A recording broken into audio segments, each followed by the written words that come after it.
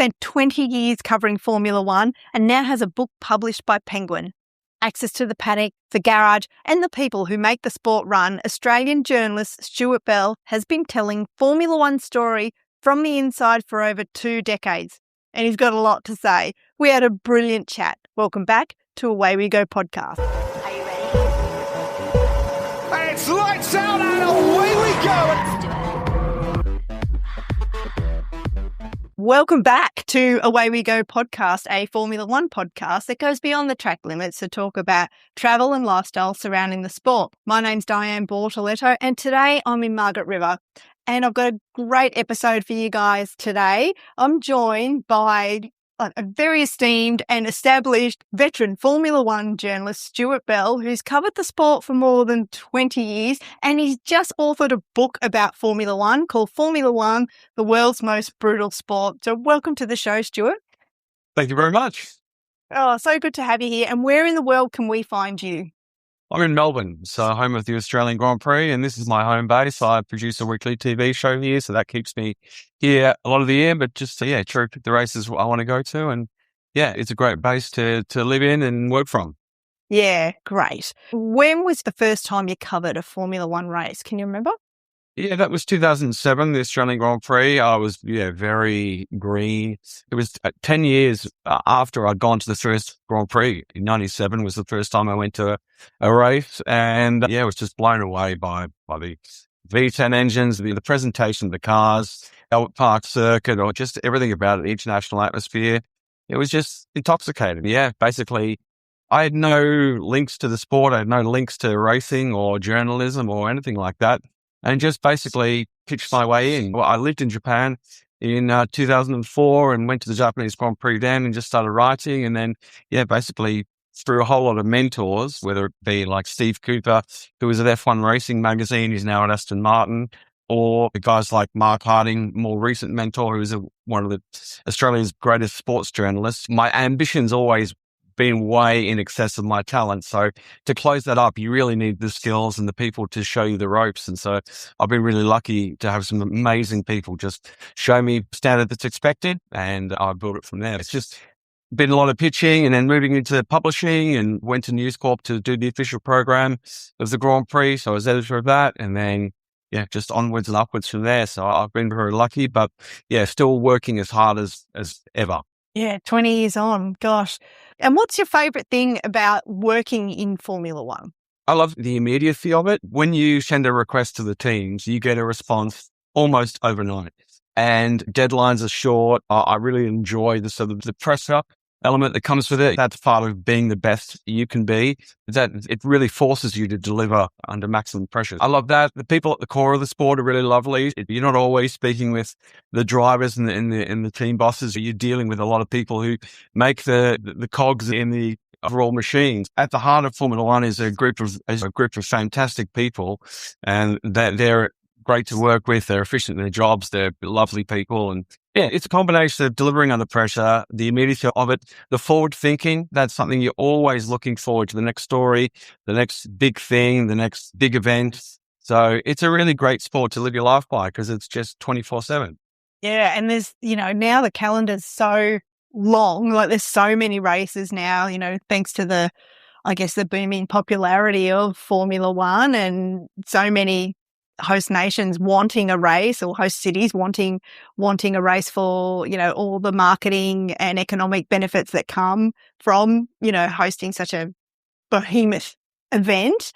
There's not too many events in the world that attract, like just look at the Melbourne Grand Prix, close to 500,000 spectators over 4 days. I mean, there's not too many sports that can sort of boast those numbers. It's pretty impressive. Absolutely. And just seeing people coming in, the young generation now, seeing groups of young boys and girls coming in, it's awesome. It just really fills my heart with joy to see people enjoying the sport, and to see the Grand Prix circuit. It really is at its high watermark. You see all of the hospitality enclosures, more things to see and do at the circuit than ever before. And people knowing about the sport. I remember when I first started, people really, people would say, oh, Schumacher was still winning when he was long retired. People really didn't have a very deep understanding of F1. And now they're asking, why did that happen? Or Yeah. they have an opinion on the latest story, and it's just turned full circle. To be part of it at this point and to be established and to be able to inform is just it's a joy. And have you noticed like a difference since the Drive to Survive boom of the sport? Like, has your access to,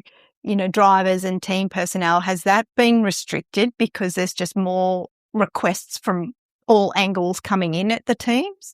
Not really. I think I know what they're going to pick up on. So I think I don't go to them with small requests. I go to them with a number of requests. I might compound a request. So I might say, I've got these 3 outlets that are wanting coverage. Can we do something for all 3 and then cover all 3 off at the one time? So yeah, there's certainly more influencers doing things in the paddock, and you definitely see all the guys and gals from TikTok who have huge followings and should be exploiting all that sort of stuff. You see them at the circuit in the paddock, and so it's all happening in the digital space. But still, there's a place for sports coverage, and I think it's just about us maximizing our coverage and our opportunities. But it's definitely different to the journalists that we would see in the paddock who were just hardcore racing guys. I mean, that was it. Definitely. So then, as I guess the interest was growing and media outlets want more stories about F1.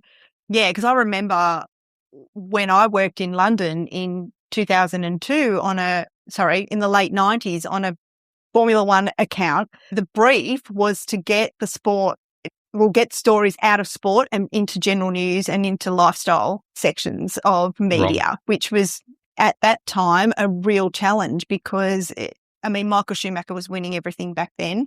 The team, the Orange Arrows that we represented, were not. So it was a tough ask. Yeah. Of course, you were trailblazing lifestyle coverage for Formula One. So that's amazing. That is incredible that you're selling stories where there's a very well-trodden path for that sort of stuff now. Yeah. You did the hard yards and trying to convince the lifestyle that Formula One was relevant. That's amazing. It was a tough ask, but we did get some wins on the board, which was good. Now, tell us a little bit about your time working with Daniel Ricciardo. He's someone that we all miss in the paddock, and just the way he left was just heartbreaking, that last interview that he did. Yeah, tell us about your experience working with him. He blasted onto the scene as he was going through like Formula BMW Europe, and then he came into Formula One via HRT. And I was there from the start. And at that stage, he was very fresh-faced, very earnest, and wanting to make a good impression. And I remember I was the only media in the garage for his first run at Albert Park with Toro Rosso as a test driver. It was his parents and I, and it was just amazing to see him getting his shot. And he was, we did a long interview after that. As he became more comfortable and as he grew through the sport, his confidence rose. But he's always been the same guy. He's always been that just lovely guy. Very honest. He likes to have a laugh. He's the guy next door, but he levels with you when you have a chat with him, especially when you're trusted.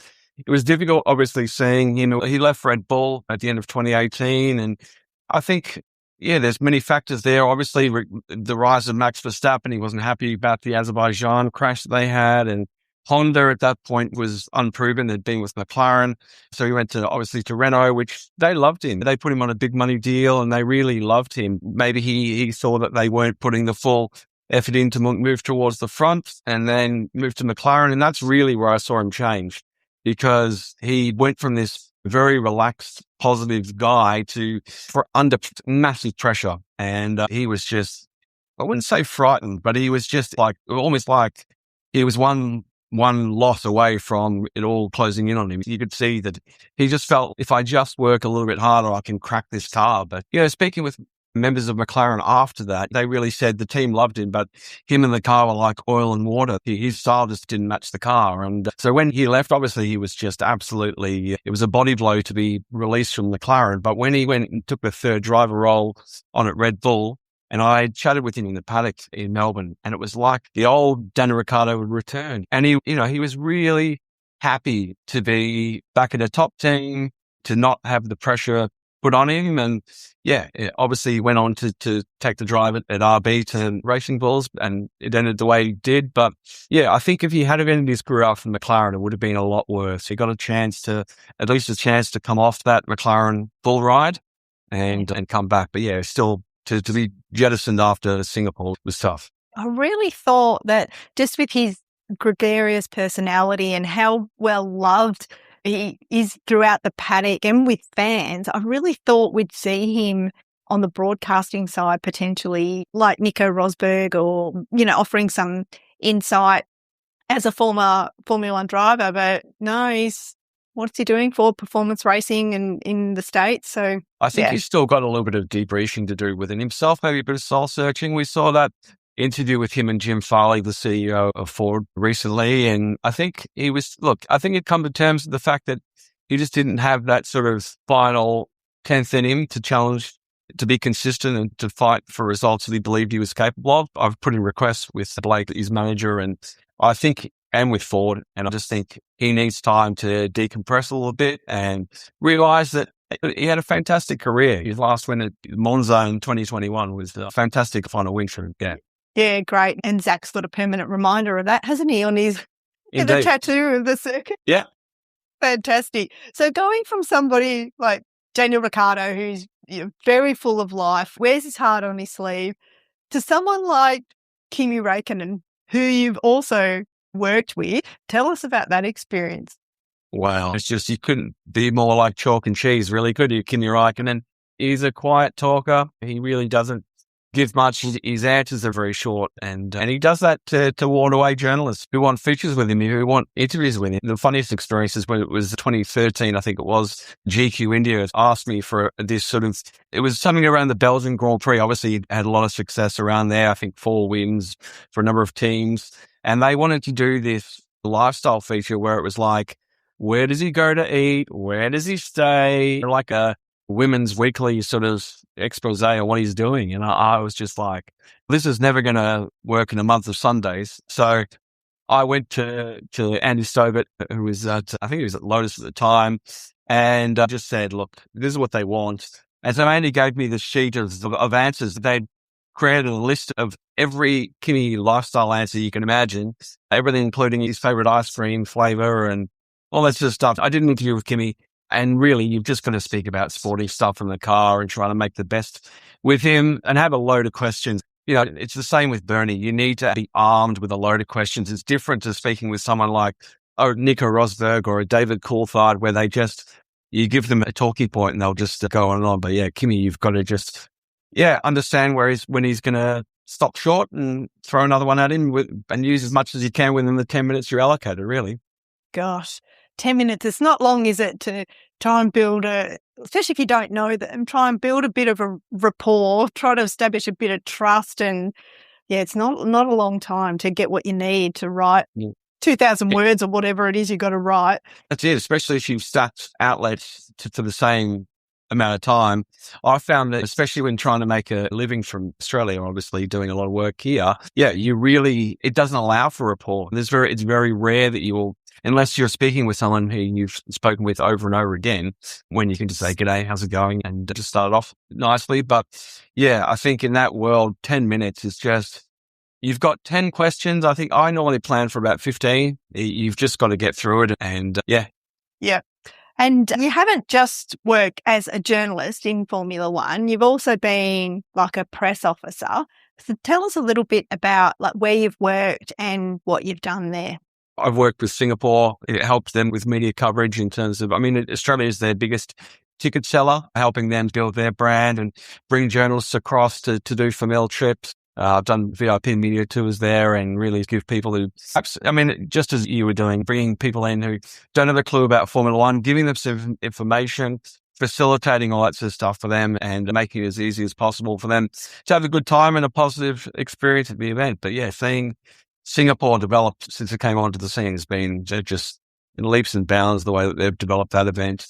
I've also done work and a few others. I just really enjoy the strategic element of the business. I've written so many words. For the journalistic side, I think in 2018, when I was writing at the height of my writing career, I would have done 8 to 9 out of 10 F1 features in Australia. So it was a lot of work. And essentially you're either writing, this guy is good, this guy is bad, this guy came 5th, this guy came 6th. So there has to be more to it. So that's why I enjoyed doing editing programs and producing of TV, because there's just a lot more challenge in it. And same goes with the PR side.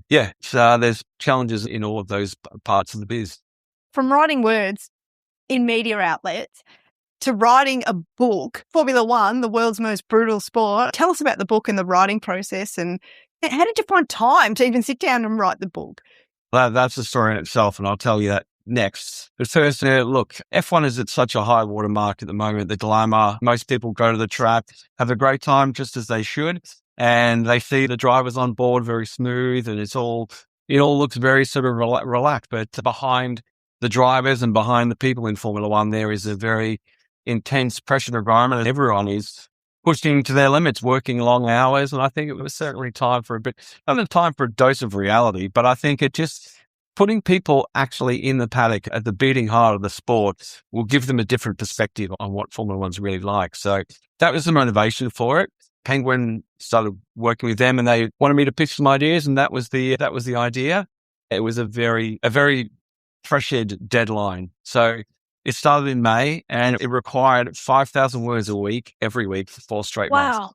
Wow. That's a lot. I have written a manuscript years ago, and I pitched it out to publishers. And at the time they said, not really what we're looking for. It doesn't fit with our marketing. And then I decided that writing it was what I needed to do.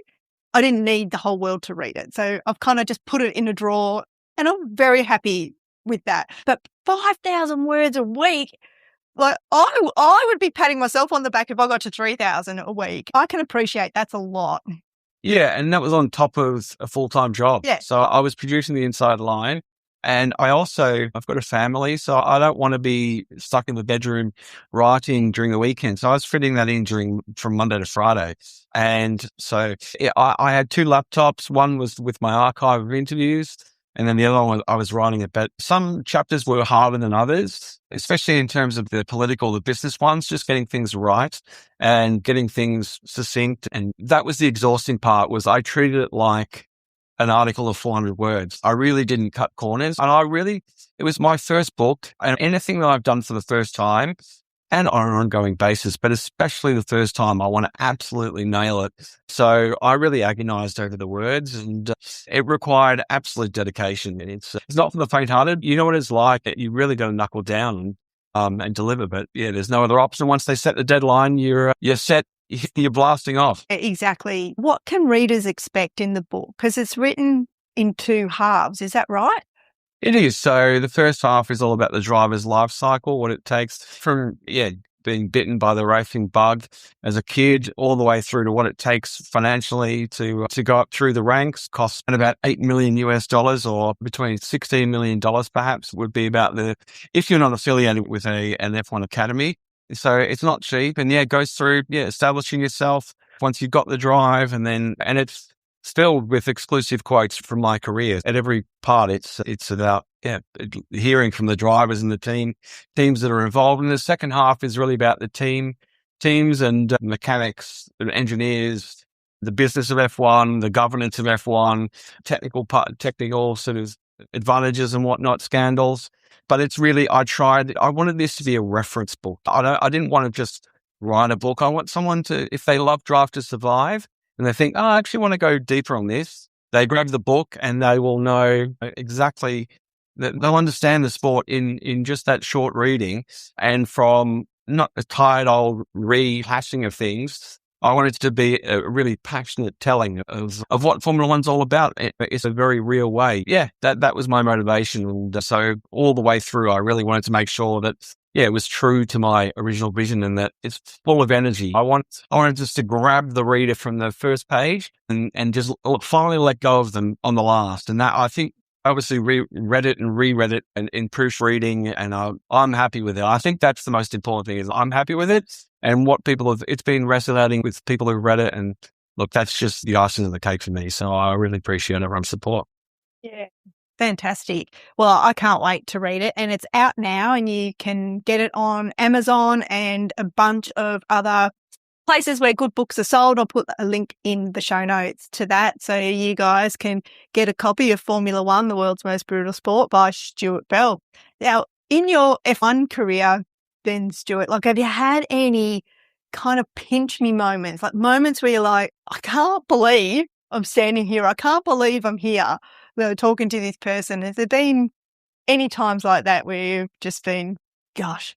the person that comes to mind is Alain Prost. To be sitting next to him, hearing from him, talking about different elements of the sport, team building, which is that he spoke about, where he was then with Renault and, speaking about how to build teams and his thoughts on where Formula One should be going, which was fascinating hearing from him. For me, it's about, I was for the Australian Grand Prix just past, I was ensconced with the Haas team. So I was in their garage for FP2. And I think you never really, you never really shed that excitement of being in Formula One garage. It is absolutely the best of the best experience to see the mechanics, the engineers rallying around, and with the headphones on, you can hear how calm everyone is, but you really see the beating heart of the sport. And whether it's there or speaking with the drivers, it's always a thrill, and it just makes you remember, this is why I'm doing this, is to tell the stories of these great drivers who, at the end of the day, seeing them out on track it's great chatting with them. It's great being in the garage, but when you see them out on track, it's being at the British Grand Prix and being at Magnussen Beckett's and watching Hamilton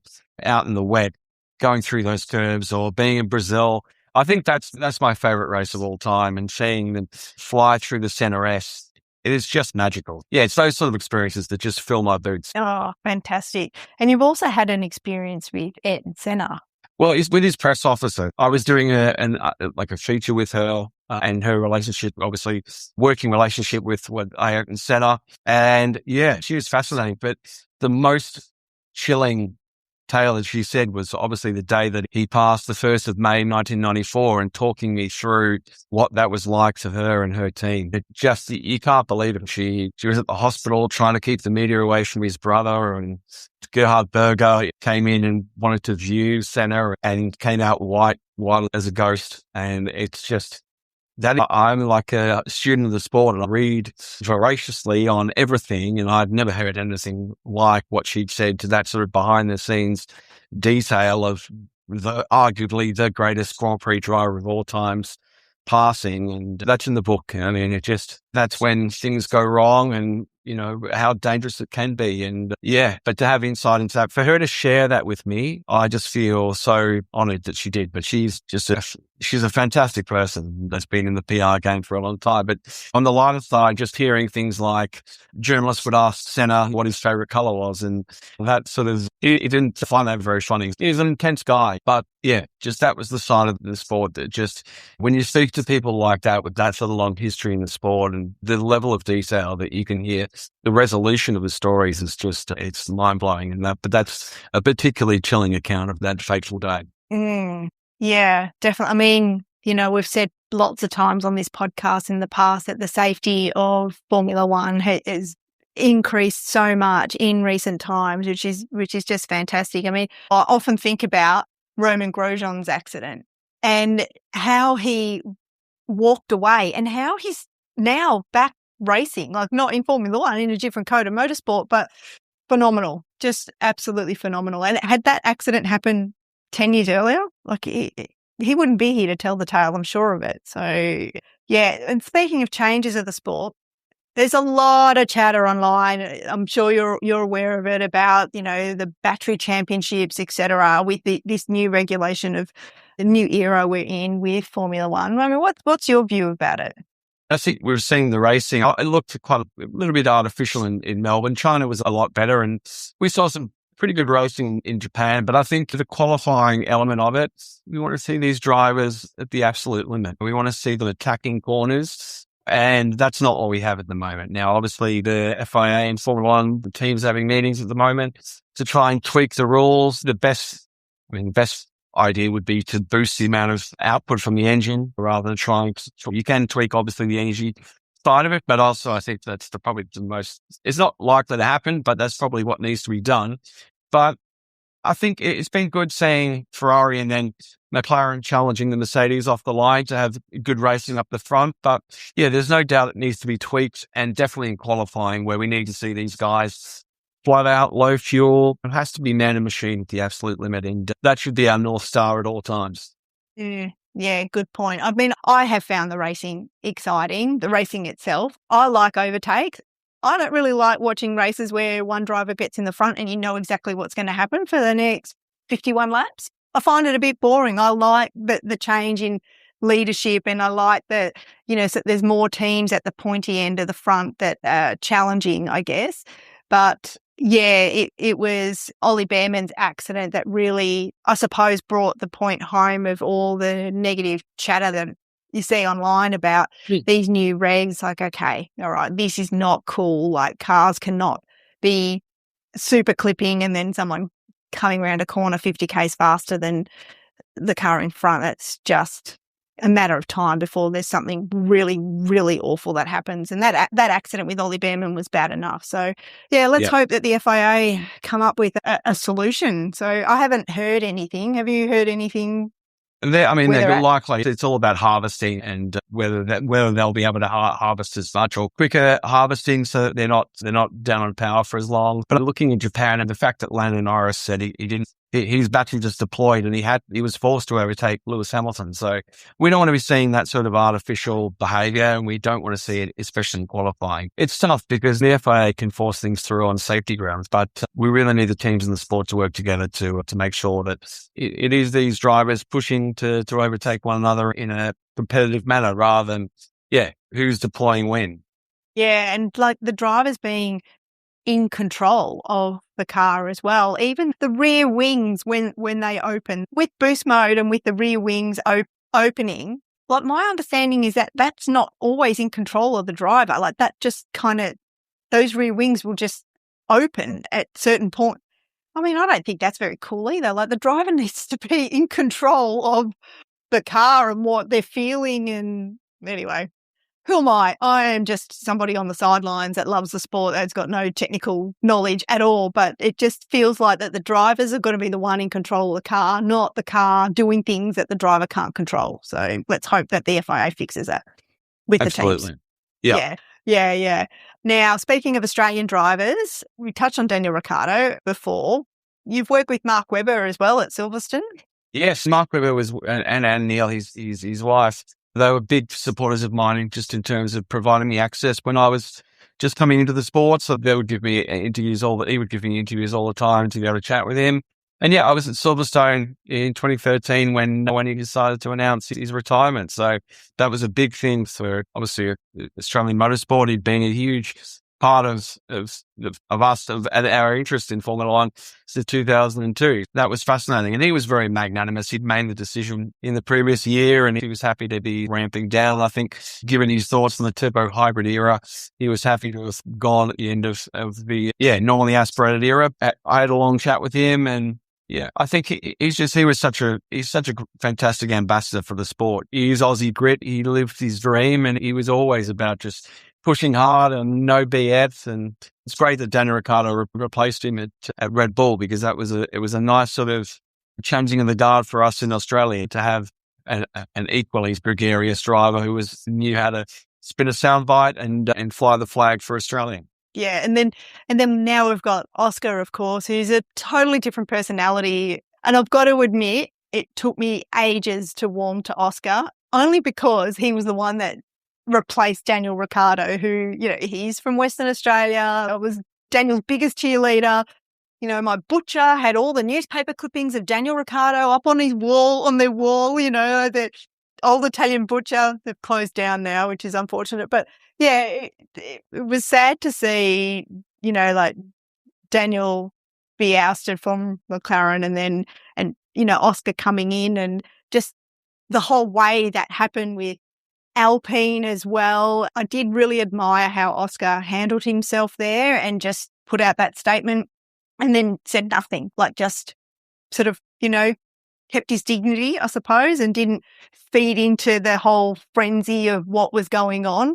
So I think that was absolutely the right move there by Oscar, just because he is a lot more closed. It did take me quite a while to warm up to him, but now I just think I love his sense of humour.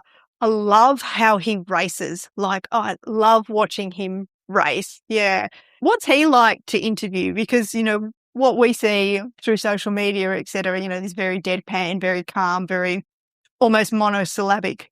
He's exactly the same.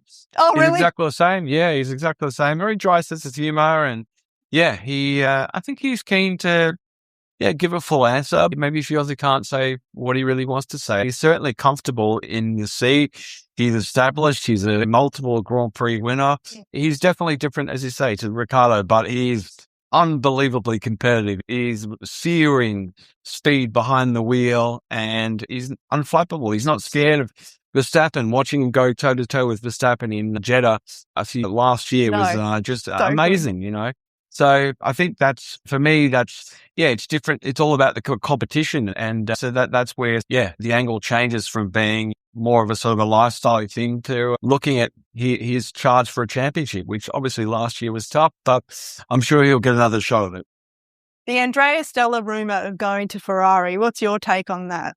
Obviously, he came from Ferrari, but I don't buy into it. I think they're just bolstering their team. Obviously, Jean-Pierre Lambiassi's coming across in 2028 and taking some of his responsibilities that he's already doing off him. I think that's just a rumor at this stage, but look, I could be proved wrong. But look, Ferrari certainly, they need stability. They need to build up their armaments. They've been competitive. They're not quite at the front running stage yet, but I haven't bought into that as yet. But I think what a bombshell move for GP to move from Red Bull. I mean, that team just continues to be gutted left, right and centre. And, the talents that have gone, everyone from Christian Horner, Adrian Newey, Will Courtney, Rob Marshall, who will be obviously joining GP along with Will. McLaren is just, Jonathan Wheatley too, exactly. You've got to say that basically Max's house has fallen down around him, but they're still a very strong team and they're a very capable, energetic force. So we'll see what happens. And Hannah Schmidt as well. I saw a rumour she was leaving Red Bull as well, as Hannah the strategist, and going to, can't remember what I saw, but it was that Hannah was leaving Red Bull. But again, rumours. But like they say, there's no smoke without fire. So let's just see what happens. But you're right, it does feel like Red Bull is imploding. A number of the staff on their contract I think if Christian Horner was not with the team any longer, they were able to walk. I think that was maybe that was a factor in those moves as well. But able to walk out and go for a bigger deal. Lots of teams that wanted to capitalise. And so you started working Formula One 20 years ago. Lewis Hamilton has been in Formula One for 20 years. Do you think he'll get his 8th title? It all depends on Ferrari, doesn't it? It's last year was abysmal. He really he looked lost. And it's also tough for Charles Leclerc because he's been there since 2019, I think it is. They haven't won a world championship since 2008. So Lewis has definitely got the wherewithal. I mean, look, he's said over and over again that the cultural difference between British team and the Italian team. And you can imagine that the Italian workforce is very, not stuck in their ways, but they do things a certain way. And we've seen moves from the top from John Elkin saying the drivers should be talking less and focusing on the driving less, which doesn't really motivate drivers, does it? Hamilton said this year when they were testing it at Fiorano at their shakedown that he felt like everyone was together on a more united front. We'll see. But look, they've been running close to Mercedes. If they can add it up, they're bringing up a big upgrade to Miami. So we'll see what happens. At this stage, it looks like Mercedes is going to continue winning, and that's not the way you win a world championship. But if he signs a new contract, which we expect he'll sign another deal after this, that likely will be his last contract extension in Formula One, then, and Ferrari continue on its path, then anything's possible in 2027. Yeah, anything's possible, I suppose. They might get Hannah Schmidt, they might get Andrea Stella, and who knows what the future holds. My respect for Lewis is, I would love to see him take an 8th. And with Ferrari, that would be a dream. So, being Italian, my blood is Ferrari red. I don't have a choice. So. No, that's okay. It would be massive box office for him to win an 8th world title. He's just fantastic, even from a press point of view. His answers, he gives you a completely full answer. He's honest. I remember when he was having there was issues with the FIA president, Mohammed Ben Sulayem, the swearing ban, all that sort of stuff. And Lewis, I think it was, does Mohammed Ben Sulayem have your support? And he just, in the chat, he was like, I've never supported him. He's very open and honest. He doesn't pull back, and he says what he thinks, exactly like Max, because they're world champions and they're not worried about their role. Obviously they're not going to be eviscerating their team, but they can speak openly. And it would just be the biggest box office. And look, records are there to be broken. Michael Schumacher was is an incredible guy. Just to watch him out on track was magic. Coming out of the pits, his first lap would just be absolutely on the ragged edge, and just the way he rallied his team around him, never a negative word, just a combatant until the end. He'll always be considered one of the top drivers and one of the all-time greats. So he's never going to lose that, whether or not he keeps his 7 or not. Yeah, absolutely. No, I agree. Oh, fabulous. Now, Lance Stroll and Leighton Hewitt. Is that story in the book? It's not, but yeah, Lance Stroll's a very interesting guy. I mean, even the way he's come in, he's a very sort of misunderstood driver. I don't know whether have you had much to do with Lance? No, I haven't had anything to do with Lance, but I did interview on the podcast Annie Bradshaw, who worked with Lance Stroll, helping him with his public image. I've got to say that when he broke his wrist or his arm and then carried on racing, like I think a couple of weeks later, and even Fernando Alonso came out and just said, look, this guy's a champ, like to be able to do a Grand Prix while he's in so much pain, etc. I suppose my perception of Lance changed then. Like, well, if he really was like, sitting in the seat being a little daddy's boy, he wouldn't have done that. He would have just let the reserve driver come in saying, perfect excuse, I've got a broken wrist, but he wanted to keep racing. Yeah, I guess it's always going to be hard for someone like him with your dad owning the team. Tell us about your experience with Lance. I think I've seen him throughout his career, and yeah, I agree with you. Seeing him come back from that injury was incredible. And when we heard him speak about that recovery process, he was passionate. He was excited. Well, he was excited to get back into the car, and he was wanting to race. And that's what we want to see out of him. I think he's been jaded a little bit throughout his career. I spoke to him on the eve of his Williams drive, and he was very earnest. He spoke very openly about his career. Yeah, he was certainly, just like any other driver, just very open and honest. But as he's gone on, he's shied away from the press. It's been very difficult to get to him. And yeah, I was doing a piece for the Toronto Star, and he didn't want to speak to us, so the team provided some answers that instead of anything like that. It's very tough. But I mean, on the lighter side, that chat, the talk about Lance and Leighton Hewitt, the pandemic season started with, so 2020 started with obviously Australia, and there was like a hit-to-hit between him and Leighton Hewitt. And it turns out that playing tennis. Yes, at Melbourne Park, and actually one of the practice courts at Melbourne Park. And he apparently had called up the Grand Prix organisers and said, I'm a huge tennis fan. Can you get me a hit with Leighton Hewitt? And so he asked for that publicity kind of opportunity, did he? Yes, it wasn't the Grand Prix organisers who said, let's get Lance Stroll, and who's a good Aussie tennis player? Oh, Leighton Hewitt. No, he'd gone out, asked for it, and you could tell on the court he was having a hit with his idol. It was amazing to watch. And yeah, he was full of beans that day. So it was good. It's good to see. That's what we want to see from Lance. We want to see someone who's passionate. We want to see any Grand Prix driver who has risen to the ranks of being one of the 22 elite. We want to see them really excited to be there, pushing like hell to get results. I mean, we've seen flashes of it through Lance's career, but yeah, definitely want to see more of it.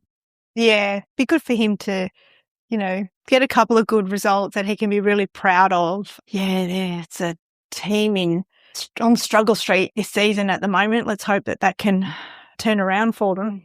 Yeah, even seeing just Adrian Newey in the press conference, not the official one, in the Aston Martin stat on Thursday, there was like a media scrum at the Aston Martin hospitality enclosure at Albert Park, and seeing Newey and the bosses of Honda Racing Corporation, Koji Watanabe, they were just ashen-faced and so embarrassed of what was going on. And just hearing Adrian talk about the fact that the drivers could only withstand a certain amount of laps before, the vibrations would threaten permanent nerve damage in their hands. It was, it was just amazing. Oh my God. I mean, that's, if you were Lance Stroll or, Fernando Alonso, I mean, would you even get in the car to do a race? Oh, it's crazy. That's crazy. But that's Formula One drivers for you, isn't it? If they have a crash like Alonso having the barrel roll crash at Australia, I think it was 2016 or 2018, something like that. And yeah, he got out, and if he could have, he would have taken the restart. He wasn't allowed to, but they're born to race, bred to race. Yeah. And that's all they want to do. Like you said before, they're just competitive beasts, and it doesn't matter what they're doing, that they just want to win. I remember hearing Fernando saying that there were some sports that he wouldn't participate in because he knows he can't win. So he Yeah. doesn't want to play. Like, might have been, paddle, that the other drivers play, which I think is hilarious. Well, Stewart Bell, let's dive into the final three, shall we? So Sure. these are the three questions that we ask all of the guests that come on the podcast. Stewart, if you could go to any Grand Prix race, whether it's on the current calendar or a former calendar, which race would you like to go to and why? It will be Brazil every time, Yeah. simply because the track into Lagos is, you can feel the ghosts of the past there, seeing the cars. From the back of the paddock, you can see 80% of the track. Brazil is a fantastic place to visit. I loved Rio and just the weather, the people, the food, the Brazilian steakhouses, the churrascarias, and it's just a fantastic place. But that track actually is just dynamite. And if you're feeling like F1's bleeding out of your soul a bit, you want to get that back, go to Brazil. Yeah, I've been to Brazil a couple of times traveling, and I went to the FIFA World Cup there, and just being surrounded by those crazy passionate Brazilian football fans was next level. It's a wonderful country. I totally agree. And yeah, I shiver a little bit thinking of the meat sweats that I got at steakhouses. Yeah. If you could go to any Formula One destination for a holiday, so on a non-race weekend, just to go somewhere to enjoy the place, which Formula One destination would you choose to go to for a holiday and why? I think it's Japan. I lived there in 2004 and just love the place. It's just the history, the people, the food. You can explore it from top to bottom, from Hokkaido all the way down to Okinawa, and it's just, it's an incredible place. And the Japanese are just so friendly and kind. And the exchange rate's also very favorable at this point in time. So that would be, would be great. Yeah. Probably wouldn't have been though back then when you were living there, because Japan used to be an expensive place for Australians to go to years back. Yeah, I think it was about 70 cents or something like that, 70 yen for... What were you doing there? Like, what made you move to Japan? I was teaching English. Oh, you're teaching English? Yeah, wow. That's when you can make money teaching English. Yes. You could do a part-time role, so you could do 5 hours of work a day and still earn a good wage. And so, we would go out and explore. We had bicycles that we would ride along, and just you could explore.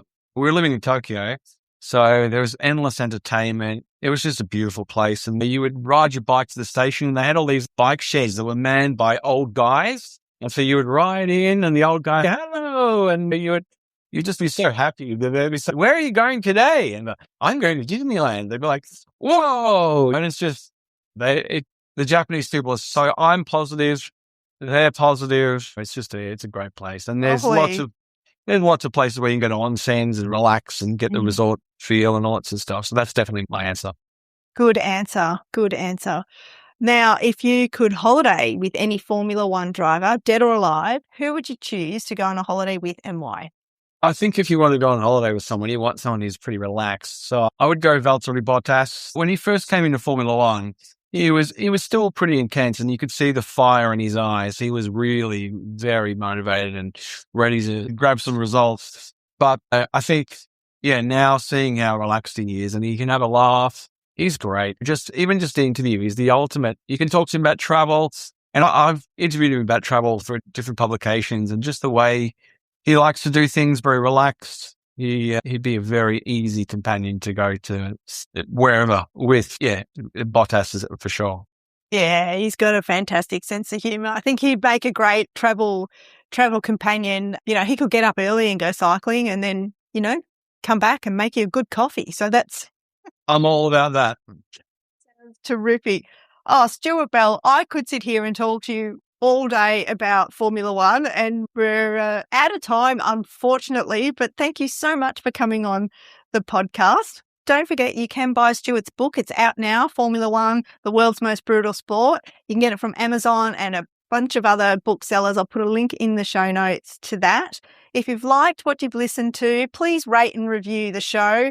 If you're watching on YouTube, hello, thanks very much. And we'd love you to subscribe. The stats show that only about 10% of people who watch this on YouTube actually subscribe. So please hit that subscribe button, because it really does help this small podcast grow. which is the name of the game. You can find us on all the social media platforms as well. And if you'd like to drop us an email, it's hello@awaywegopodcast.com. Stewart Bell, it's been a real pleasure. Thank you very much. And thank you guys for having us in your ears. Until next week and until lights out. Are